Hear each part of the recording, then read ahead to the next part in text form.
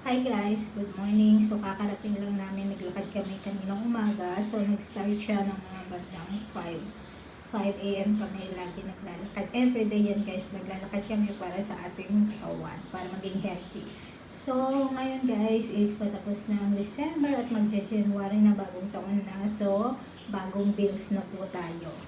Dumarating na po ang ating mga bills. At ito po siya. Tara, nagdirito na. So, every year guys, dito sa lugar nila, is nababayad po ang lahat ng tao dito ng tax every year.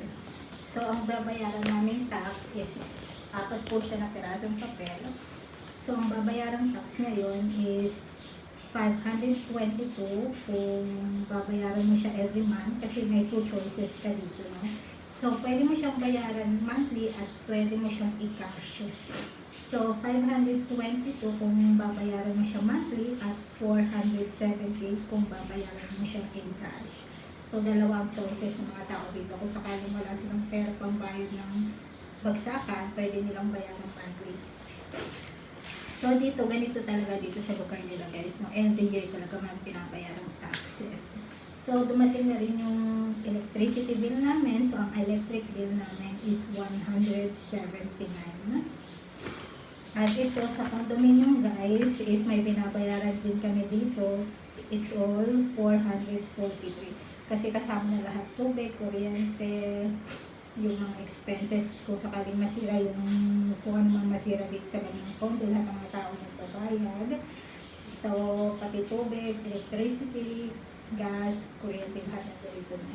So, 443 po silang lahat. So, sinasabi kasi ng mga tao na pag nasa ibang bansa ka, mayaman ka.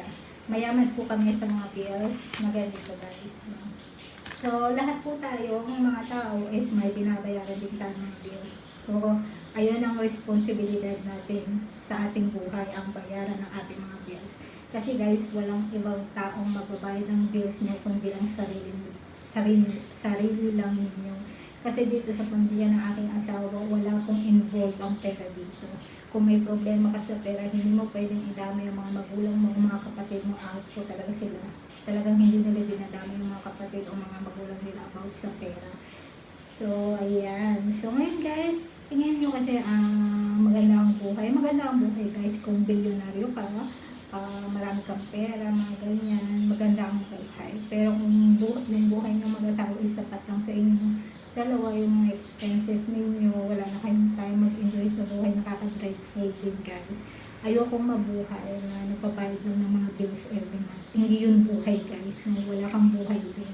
So, kailangan mo enjoy yung buhay mo dahil darating ang araw na tatanda ka, yung katawan mo tatanda, hindi ka makakalakad ng matino. So, kailangan natin enjoy ng ating buhay.